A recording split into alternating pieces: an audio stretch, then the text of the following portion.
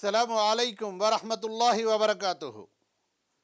సహోదర మహాశయులారా, రమజాన్ శుభప్రదాల వరాల వసంతం అనేది ఇక కొన్ని రోజుల్లో ప్రారంభం కాబోతుంది.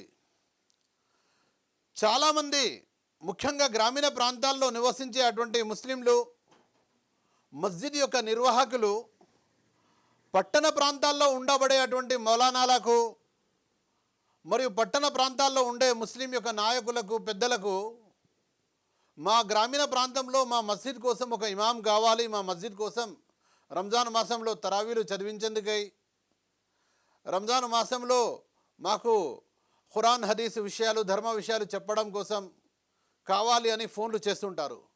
మరి ముఖ్యంగా గ్రామీణ ప్రాంతాల నుంచి అయితే తెలుగు భాషలో చెప్పే గురువు గారులు కావాలి, తెలుగు భాషలో మాట్లాడే హాఫీజ్ ఆలింలు అయితే బాగుంటుంది అనే అటువంటి డిమాండ్ కూడా ఉంది, చాలామంది కోరిక కూడా ఉంది. కానీ ఒక్కసారి ఆలోచించండి, గ్రామీణ ప్రాంతాల నుండి మన పిల్లల్ని మనము మదర్సాలలో చదివించము. మదర్సాలలో చదివించే అటువంటి వారు లేక మదర్సా యొక్క నిర్వాహకులు మదర్సాలలో చదివే పిల్లలను ఆలింలు, హాఫీజులు అయితే చెప్పిస్తున్నారు. కానీ మదర్సాలలో చదివే పిల్లలకు ఆలిం మరియు హాఫీజ్ యొక్క విద్యనైతే నేర్పిస్తున్నారు. కానీ మన ప్రాంతీయ భాష, మన ప్రాంతంలో మాట్లాడే అటువంటి భాష, గ్రామీణ ప్రాంతాల్లో అత్యధిక శాతం మంది ముస్లింలు మాట్లాడే భాష తెలుగు భాష, దాని పట్ల చిన్న చూపు ఉంది.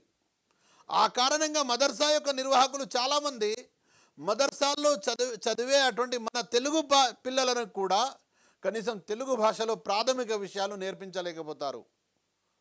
ఆ పిల్లలు పెరిగి పెద్దగై ఆలింలు, హాఫీజులు అయిన తర్వాత మళ్ళీ పట్టణ ప్రాంతాల్లోనే మస్జిద్లలో ఎక్కడైనా మౌలానాలుగా మరియు ఉపాధ్యాయులుగా స్థిరపడిపోతారు. గ్రామీణ ప్రాంతాల మస్జిద్లన్నీ కూడా మస్జిద్ యొక్క ఇమాములు, ఆలింలు, హాఫీజులు లేక వెలవెలబోతున్నాయి.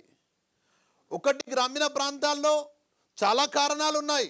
మస్జిద్ యొక్క నిర్వాహకుల వద్ద అజ్ఞానం మరియు నిర్లక్ష్యం కూడా. మాకెందుకులే, నేను ఒక్కడినే ఎందుకు బాధ్యుని, అందరికీ కూడా పట్టింపు ఉండే చూద్దాములే. ఒకవేళ ఆ పట్టింపు అందరికీ వచ్చేసిన తర్వాత అప్పుడు అన్వేషిస్తే ఉర్దూ మాట్లాడేటువంటి మొల్సాబ్ దొరికినట్లయితే మాకు ఉర్దూ రాదు కదా, మాకు అవసరం లేదులే. ఇలాంటి నిర్లక్ష్యం వల్ల చాలా ప్రాంతాల్లో రంజాన్ మాసంలో కూడా మస్జిద్లలో తరావీ నమాజులు జరగడం లేదు. చాలా ప్రాంతాల్లో కేవలం ఒక 3 రోజుల వ్యవధిలో దాదాపు 10 నుంచి 15 గ్రామాల నుంచి చాలామంది ఫోన్లు చేశారు. ఏమండి, ఎవరైనా తెలుగు మాట్లాడే గురువు గారు ఉన్నారా? వాళ్ళ ముందు విషయాలు తెలియజేస్తే మీ పిల్లలకు ధర్మ విద్య నేర్పించరు, కనీసం మీ ఇంట్లో ధర్మాన్ని ఆచరించాలి, ధార్మికంగా ఒక ముస్లింకు అవసరమైనటువంటి, ముస్లిం తెలుసుకోవాల్సినటువంటి కొన్ని ముఖ్యమైన ప్రాథమిక విషయాలు ఏవైతే ఉన్నాయో వాటి పట్ల అవగాహన ఉండదు. చాలా సంతోషం, రంజాన్ వచ్చేసింది, మీకు కనీసం ఆ యొక్క చింతన అయితే వచ్చింది. కానీ ఇమాం ఎలా వస్తారు మీ దగ్గరికి? మన ప్రాంతంలో మస్జిద్లలో కానీ మన ప్రాంతీయ మదర్సాలలో తెలుగు భాషలో ఇమాంలకు దానికి సంబంధించిన జ్ఞానం నేర్పించరే.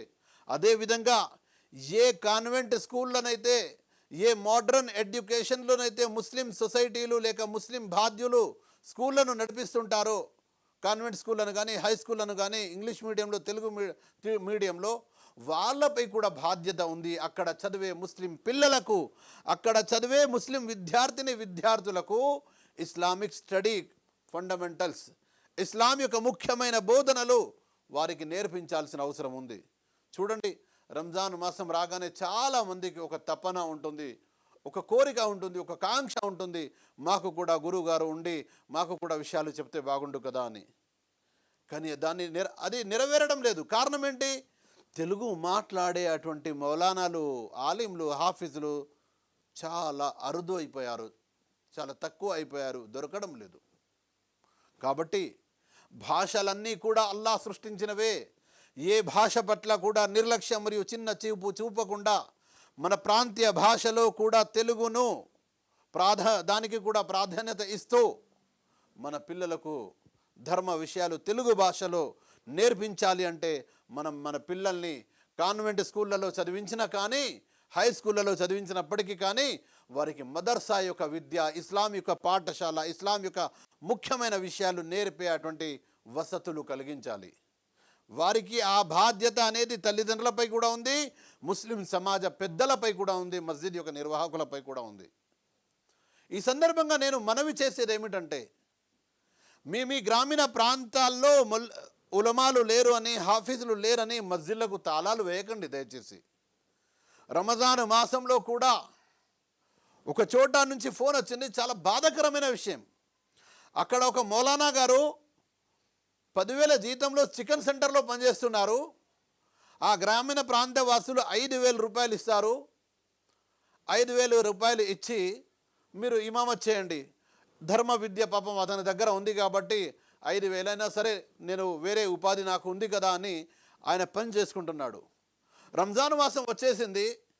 ముస్లింలలో చూడండి, దైవ చింతన లేకపోవడం వల్ల, పరలోక చింతన లేకపోవడం వల్ల వారు ఏం చేశారు, ఆ చికెన్ సెంటర్ నిర్వాహకుడు గురువు గారు, మౌలానా గారు, ఇప్పుడైతే చికెన్ యొక్క వ్యాధి బ్లడ్ ఫ్లూ వచ్చేసి వ్యాపారం అంతా కూడా దిగజారిపోతుంది కాబట్టి మీరు ఎక్కడైనా వేరే ఏదైనా చూసుకోండి.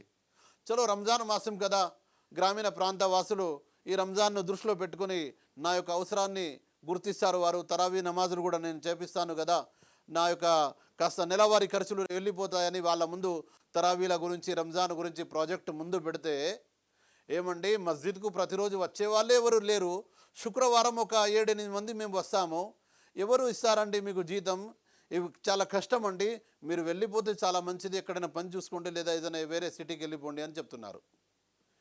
ఇది నిజం. ఇలాంటి సంఘటనలు చాలా ఉన్నాయి.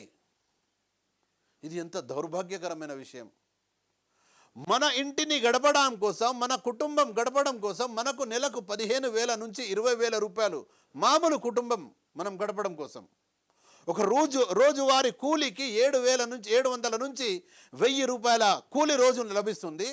మన దగ్గర పనిచేసే మౌలానాకు మనం కనీసం రంజాన్ మాసంలో రోజు ఒక 500 ఇచ్చి మనం నెలంతా కూడా ఖురాన్, ఏ మాసంలోనైతే ఖురాన్ అవతరించబడిందో, ఏ మాసంలోనైతే ఖురాన్ చదవడం, చదివించడం, నేర్చుకోవడం, పఠించడం, దాన్ని అవగాహన పెంచుకోవడం గొప్ప పుణ్యప్రదమని చెప్పబడిందో, ఆ మాసంలో గ్రామీణ ప్రాంత ముస్లింల యొక్క అజ్ఞాన నిర్లక్ష్యం చూడండి.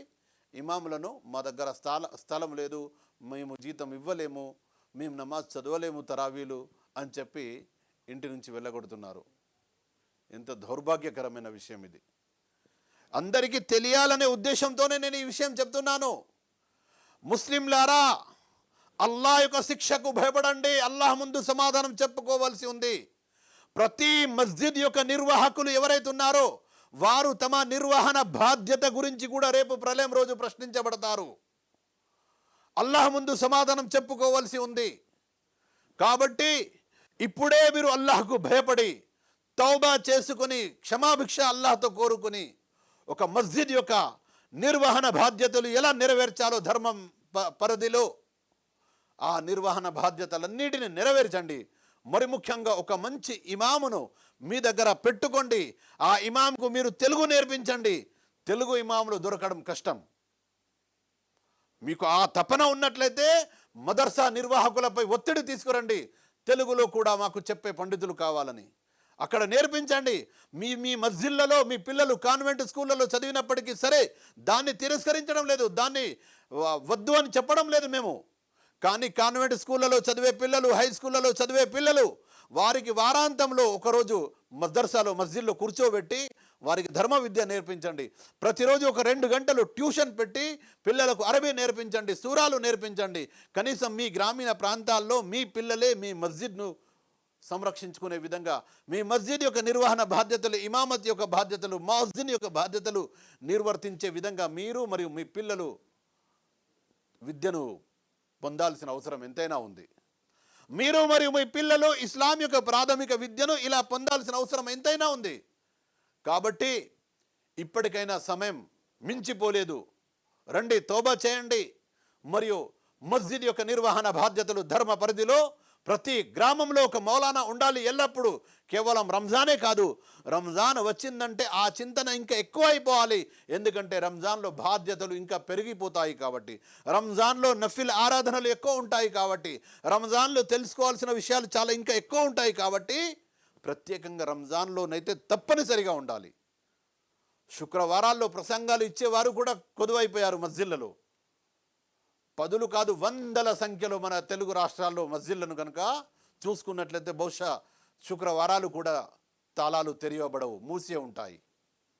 శుక్రవారాలు కూడా మస్జిద్లు మూసే ఉంటాయి. కారణం ఏంటి? మా దగ్గర మౌలానా లేరు, ప్రసంగం ఇచ్చేవారు లేదు అని. ఇలాంటి నిర్లక్ష్యం, అశ్రద్ధ ధోరణి విడనాడండి. ధర్మాన్ని నేర్చుకునే ప్రయత్నం చేయండి.